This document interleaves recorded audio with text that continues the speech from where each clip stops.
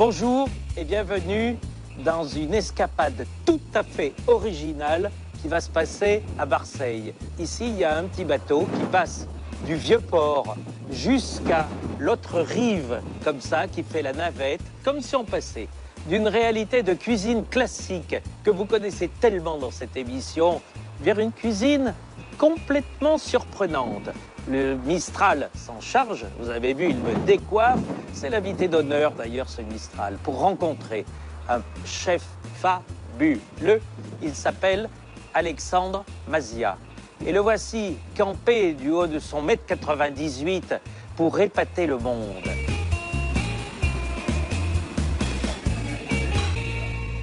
J'arrive sur la pointe des pieds. Je vais t'embrasser. Bonjour. Alors là, pour une fois, je tiens quand même à vous dire une chose. Je vous ai dit, c'est un magicien, c'est un poète, c'est un homme, c'est un anarchiste, c'est un anarchiste des saveurs. Est-ce que ça te convient tout ça ou pas? Non? Non, non, mais c'est moi qui le dis, oui. Mais j'ai un peu l'impression que tu fais un petit peu comme il te plaît. Oui, comme je suis. Comme tu es. Comme je suis. Par exemple, là, qu'est-ce que tu fais? Alors, qu'est-ce qu'on fait? Alors, on fait, bien, parce qu'on parle Oui. toujours des origines et on parle souvent des plats familiaux. Oui. Alors, tout est un peu là, dans ce plat-là, si tu veux. Alors, ça va être...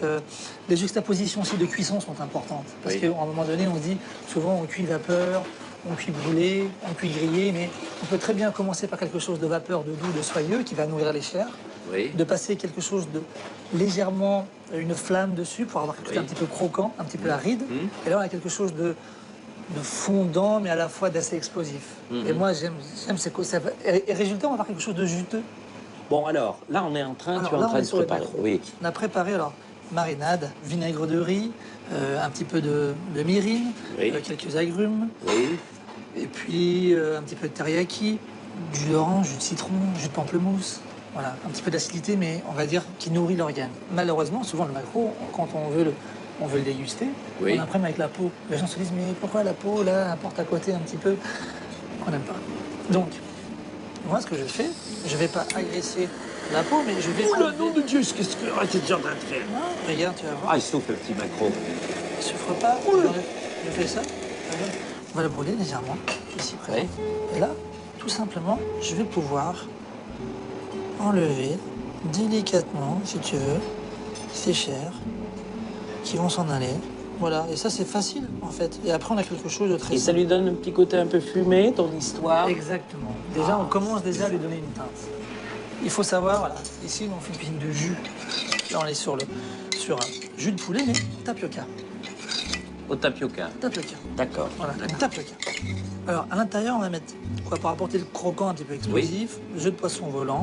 À l'intérieur, on a fait on va dire une salpicon de fenouil, Oui, de oui. carottes, voilà, tout simplement. Voilà. Et on va mélanger ici. Oui. Voilà, je vais apporter le croustillant, tout simplement chaud. Là, tu vas avoir quelque chose d'assez éclatant. Tapioca. Alors, saté, poudre de saté, cacahuètes, paprika, tout ce que tu veux, voilà, saté mêlé. Donc là, seconde peau, c'est j'allais dire du maquereau, le saté, qui va venir recouvrir le maquereau, si tu veux, de manière légère. D'accord. Voilà. Ensuite, avec ce maquereau, on le prend. On arrive ici. Je montre les étapes parce que souvent, ça On paraît comprend simple. pas. Oui, on comprend pas, mais ça Oui. paraît simple. Voilà. Vapeur d'eau de mer. On va courir, normalement, pas plus de 35 secondes. Pas plus de 35 secondes. Alors ensuite, si tu veux, là, on va avoir tous ces effluves un petit peu salines qui vont justement rentrer dans les chairs et qui va vraiment donner ce côté vraiment incisif au maquereau. Et là, maintenant, on va dresser le plat. Parce qu'ici, en fait, on n'a plus de rupture entre la cuisine et la salle. Tous les cuisiniers qui travaillent ici vont, pendant le service, amener 1 ou 2 plats, voire 3 plats. Et ça permet, si tu veux, d'aller prendre un petit peu l'énergie de la salle et de savoir ce que l'on fait. Ce qu'il faut savoir que dans ta maison, on ne mange pas donc l'entrée, le plat, on mange 20 choses.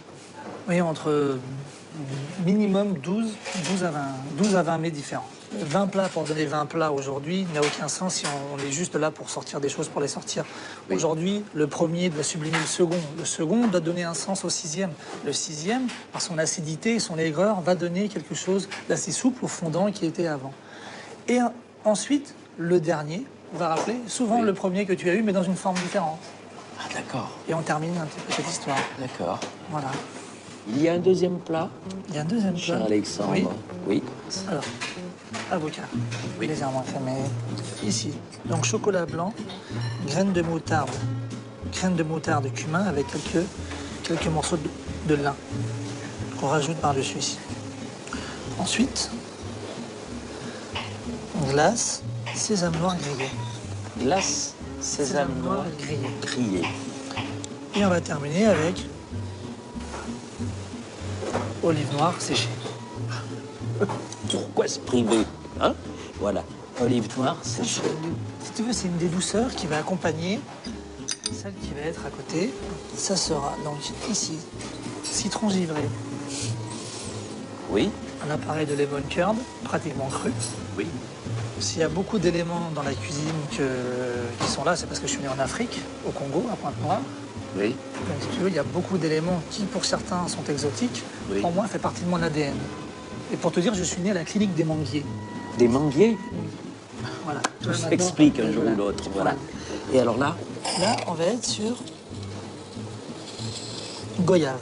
Et on va terminer, bien évidemment, avec texture de menthe. et voilà, et ce dessert s'appelle Avocat, chocolat blanc, graines de moutarde, glace sésame noir grillé, citron goyave et texture mentholée. Voilà. Et vous imaginez un déjeuner ou un dîner ici, chez le bel Alexandre, à quel point on a comme ça des partitions qui se jouent à chaque fois d'une manière complètement démesurée, complètement déstructurée, mais on se régale parce que les saveurs sont à la clé. Tu m'emmènes chez une fée clochette maintenant, qui est peut-être aussi, qui a peut-être un peu hérité de ta folie. Elle a deux serres. Elle a deux serres. Oui. Virginie Makef, qui fait essentiellement pour l'instant des fleurs comestibles à Aubagne, pas loin d'ici. Une famille admirable, un couple Oui. fou, un hectare de terrain. Et il y a quelques mètres carrés qui sont là où on commence à faire pousser quelques nouvelles herbes aussi. Bravo. Et j'ai voulu que tu la rencontres. Dis-moi, nous sommes chez une jolie jeune femme qui s'appelle Virginie, c'est ça? C'est ça, Virginie. Alors, qu'est-ce que vous faites, Virginie, vous? Je cultive donc sur Aubagne de la fleur coupée, mais aussi de la fleur comestible. Pleine terre. Alors c'est vrai que, oui, ma spécificité, on va dire, c'est vrai que voilà, je préfère voir pousser la plante, elle met son temps, elle prend son temps, mais elle n'est pas forcée, elle n'est pas perfusée avec de l'engrais de synthèse. Et alors il est vrai que tardivement, j'ai de la fleur comestible, parce que c'est pas avant mars-avril. Mais en même temps, on mange un produit sain. Et là, il y a cette belle asperge qui est comme ça, improvisée. Voilà, encore un trait de ta cuisine qui est enchanteresse. Et là, c'est asperge. Asperges, comme donc ça. asperges, ouais. Quelques jus verts. Alors ce qu'on appelle les jus verts, c'est brocoli, aubergines brûlées, quelques diplotaxis pour apporter un petit peu. Quelques. Diplotaxis, feuilles de moutarde jaune, beaucoup plus incisives que la moutarde ordinaire. Voilà. Donc ici, ce qu'on a fait, ce qu'on appelle une mélasse de carottes pour apporter un côté tout simplement légèrement sucré. Mélasse de carottes, c'est. Mélasse de carottes. Alors ce sont de l'eau de carotte réduite avec cuite avec des carottes des sables, légèrement sucrées par le sucre résiduel des cuissons. Et j'appelle ça la mélasse de carotte. Très beau. Et ça se sert comme ça. Ça se sert comme ça. Bravo, Virginie, pour cette utilisation comme ça de manière parallèle des fleurs. Ça fait du bien par où ça passe. Nous partons tous les deux, bras dessus, bras dessous. Impeccable. Au revoir, Virginie.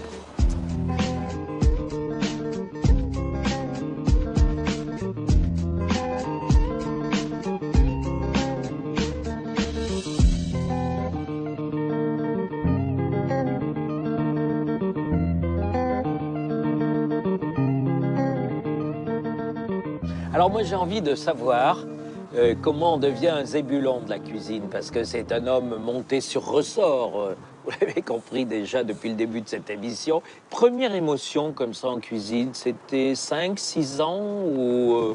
On est tourné au Congo, à Pointe-Noire, c'était le petit déjeuner, donc c'était la papaye. Papaye, il y a aussi, c'est le sakasaka, ce qu'on appelle le sakasaka, ce sont les fameuses feuilles d'épinards écrasées avec un petit peu de beurre de cacahuète. C'était les premiers pains perdus de Mamie Quentin à Rivedoux, au coin de la cheminée. Mamie Quentin? Mamie Quentin. Qui était Mamie Quentin, juste pour savoir, parce que non, on Mamie Quentin, l'île de Ré, mon grand-père pêcheur. Oui. Toutes les vacances scolaires, je les passais chez ma grand-mère. Mais on comprend pour quelle raison tu es surtout pas perdu dans ta cuisine, mais comment tu es un homme qui apprécie les mélanges, quoi, qui apprécie les voyages dans l'assiette, qui a l'art et la manière comme ça un peu de mélanger les choses. Basket, parce que c'est quand même assez extraordinaire. Le garçon mesure 1m98. Tu as joué quand même en équipe professionnelle, c'est ça? Oui, bien sûr. National 1, National 2. Si tu veux, il y a énormément de similitudes entre la vie de professionnel du basket et la vie de cuisine. Oui. Sport d'équipe, il y a la répétition de l'entraînement qui peut être la mise en place, et puis après, tu as le match qui peut être aussi le coup de feu, qui peut être le service. J'avais cette chance, justement, par l'intermédiaire du basket, de faire le Tour de France, et j'allais m'aguerrir, si tu veux, de stages, de professionnels, tout en faisant ce parcours. Donc il y avait ces deux vies. C'est vraiment, oui, on s'envoie la balle. On fait tourner la balle avant le panier. Exactement. Avant le panier. Un joli quartier de Marseille, bien entendu.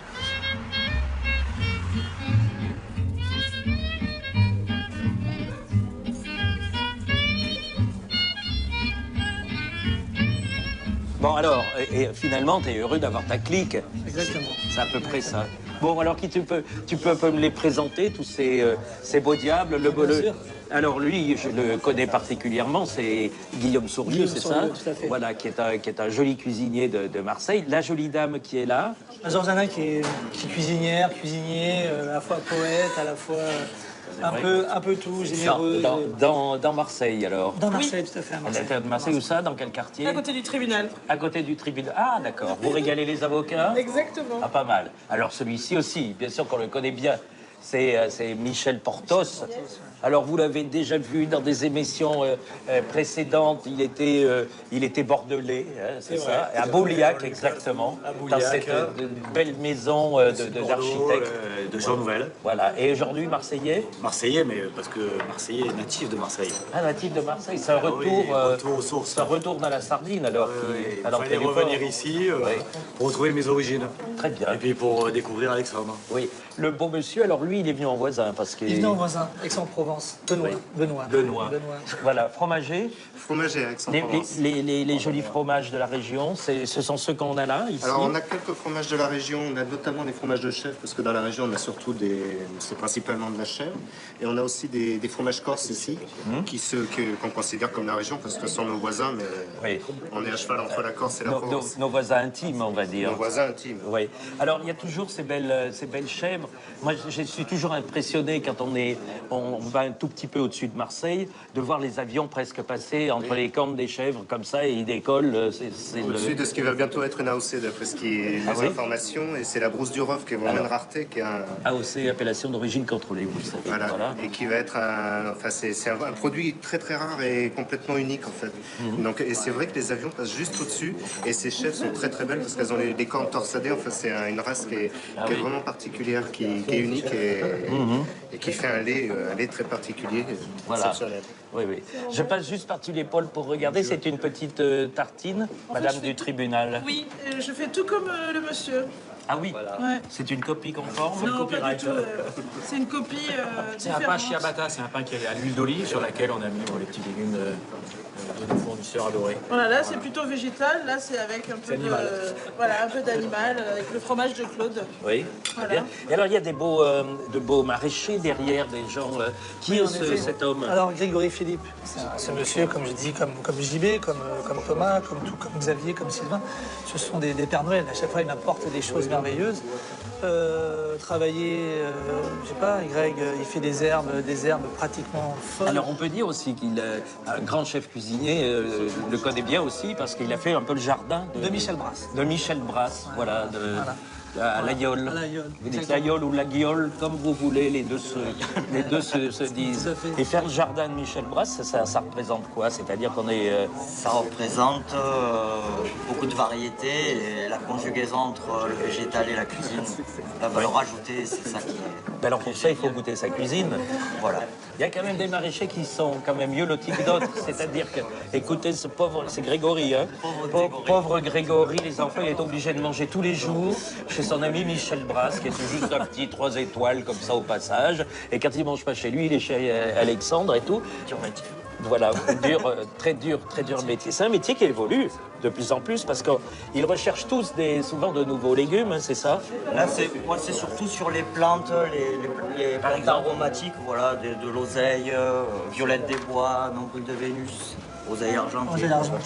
Mais comment on redécouvre ces variétés? C'est dans les livres? Comment ça se passe? C'est du sauvage, et puis c'est goûter. Il ne faut pas hésiter à goûter les herbes. Oui. Parce qu'il y en a très peu toxiques, mais bon, il faut les connaître. Oui. Mais après, c'est vraiment avoir la saveur. Quoi, la saveur, Et surtout, cette particularité, c'est que c'est un assaisonnement complémentaire par rapport à ce que l'on peut trouver ou faire. Pas besoin de sel, pas besoin de poivre. Nombril de Vénus. Pas besoin de sel, pas besoin de poivre, Non. parce que ça suffit. Ah, exactement, tout à fait. On a des particularités, des typicités au sein de ces herbes qui font que on n'a pas besoin d'utiliser, entre guillemets, ces choses un petit peu obsolètes. On est vraiment sur des teintes beaucoup plus subtiles. Par exemple, avec cette diplotaxis, ce côté un petit peu poivré, légèrement moutardé, on peut remplacer facilement un poivre de Szechuan, par exemple. Tu vois, cette subtilité-là. Tu voulais me faire une petite... Alors, ce qu'on appelle, les gens souvent se sont posé la question, qu'est-ce que la biscotte végétale? Chez nous, on commence avec la biscotte végétale, pain aux noix et un pain aux céréales, 2 pains différents, cuits basse température, un qui est avec un petit peu de beurre de gingembre et l'autre avec un petit peu de beurre de citron. À l'intérieur, une petite pommade. Alors là, c'est une pommade d'enfance mélangée, mais un peu plus revigorée avec les fameux œufs de poisson volant, de l'estragon, un peu de sauge. Et puis, on va parsementer, on va agrémenter, si tu veux, cette biscotte. On s'imagine à chaque fois que l'on croque dans cette biscotte, que l'on rentre dans un potager. C'est-à-dire, on rentre dans un potager, on mange une pomme, on jette, on mange une poire, on jette. On ramasse, par exemple, une achetée, hop. Et en fait, cette biscotte est construite un peu comme ça. Tu rentres, voilà. C'est pas mal. Alors ensuite, cette biscotte, si tu veux, alors là, tu as un petit peu de poivron qui est légèrement confit avec une petite... avec fleur de cumin. Et là, on va rajouter un peu de tagette, ici, sur cette biscotte. Un peu de ciseaux verts, et apporter un peu de croquant. Alors si tu veux, c'est intéressant parce que là, on va avoir vraiment un peu d'œillet des poètes. Non pas forcément pour les couleurs, mais pour les teintes, mais aussi pour la structure qui est... Les œillets du poète? Oui, les œillets du poète. Mais ça y est, c'est la fleur permanente de cette maison, de toute façon. L'œillet du poète. Donc cette biscotte, c'est ce qu'on va servir en entrée, avec des œufs de truite et saumon sauvage mariné au saké. Oui. Après, tu as un pistache, grenade parmesan avec une pousse de noisette. Le poisson du jour qui va être légèrement acidulé avec poire, sucre de bacon et chocolat blanc. Bon, je voulais voir quand même les autres artistes. Alors, qui est ce bel homme? Jean-Baptiste. Et Jean-Baptiste, dans ton cercle des poètes, Pareil. pas disparu, mais existant ici, oui. C'est qui alors? Alors Jean-Baptiste, il est aussi, pareil que Grégory, aussi habité pareil avec ces herbes un petit peu différentes. Avec Vous un êtes où, jardin. vous? Sur Bandol. Sur Bandol. Ah, très joli. Sur Bandol. Très joli vignoble, tout, oui. Exactement. La mer à portée de regard. Sur le littoral. Sur le littoral. Et j'essaye, c'est tout mon dilemme, de savoir si je continue à regarder mes légumes ou la mer. C'est vrai? Ah, ça c'est joli, hein, voilà. C'est poétique. Quels légumes, quel genre, là par exemple? On les a devant nous, là? Alors en partie, à l'instar de Greg, je fais aussi quelques produits un peu sauvages de saison, comme par exemple ces cœurs de fenouil, ces fleurs pompons qu'on voit là. Ça peut aller de la fleur de bourrache à la laisse de bois de senteur, des pousses de chrysanthème, mais après ce sont des choses beaucoup plus classiques comme des radis, ou là-bas vous avez des fèves, des navets, les premières fèves, et après ce sont voilà, des pousses de moutarde sauvage, des asperges sauvages, comme celle-ci. Ouais. Les petites asperges sauvages. Un jour, j'ai mangé une omelette avec ces asperges sauvages faites par Jacques Maximin. J'ai été... Il y a des maîtres à penser dans ta carrière? Oui, mettre à penser, je pense que... Pierre Gagnère, j'en suis sûr. Ah, mais ça, c'est le grand monsieur. Oui, oui. Pierre Gagnère, ça, je savais que le côté... Michel Brasse. Bien entendu, Olivier Rollinger, enfin, il y en a. Tu aimes tous ces tourbillons Il y en a dans aussi qui les est là-bas, dans il y en a les un qui est épices. aussi en train de manger, là, qui s'appelle Monsieur Michel Portos. Michel Portos, Ah, oui. bah, moi, Alors ne vous baigné inquiétez pas, si vous croisez Michel Portos dans une petite rue à Marseille ou devant sa maison, il est toujours en train de manger. Moi, C'est jamais. vrai, c'est vrai. Bon. Comme il était le mousquetaire, il paraît que... Ben oui, il se tenait à Les table. aïeux se tenaient à table. Voilà, pas mal, Portos. Bravo.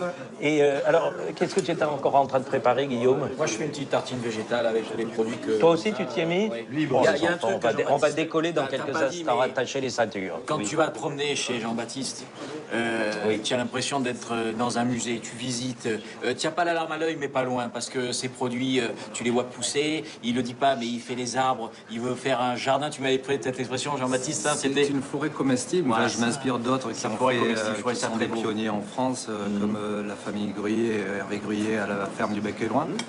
Donc j'essaie moi aussi de muter en permaculture. Et, Un jardin, comment tu as expliqué ça? tu as une dit forêt comestible. Une forêt comestible. ça très beau. Mais est-ce que vous trouvez que le Mistral, ça arrange pas les idées du côté de Marseille? Parce que moi, à mon avis, le Mistral fait bien les idées, quoi. Ça y est, maintenant, nous sommes dans la forêt comestible. Alors, notre ami, lui, alors c'est plus un traiteur, on va dire, c'est ça? Exactement, Thomas. Mais comment t'ont aidé ces gens au début? La rencontre s'est faite autour des épices avec Alexandre. Oui. Donc, D'où Rollinger, d'où tout ça aussi. C'est donc toujours les ces amours qui ne te quittent plus. Voilà. Exactement. Oui. les voyages, les épices, le partage, le métier. Donc voilà notre petite rencontre qui...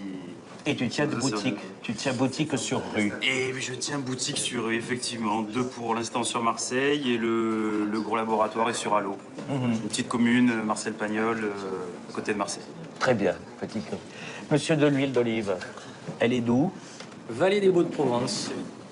On la resitue pour nos amis qui ont la gentillesse de nous suivre sur TV5 Voilà, sur Monde. la commune des Baux-de-Provence, on a tous les oliviers de la famille. Oui. Et les moulins dans lesquels on triture les olives sont à Mossane et à Fontvieille, donc 2 villages de la vallée des Baux, Oui.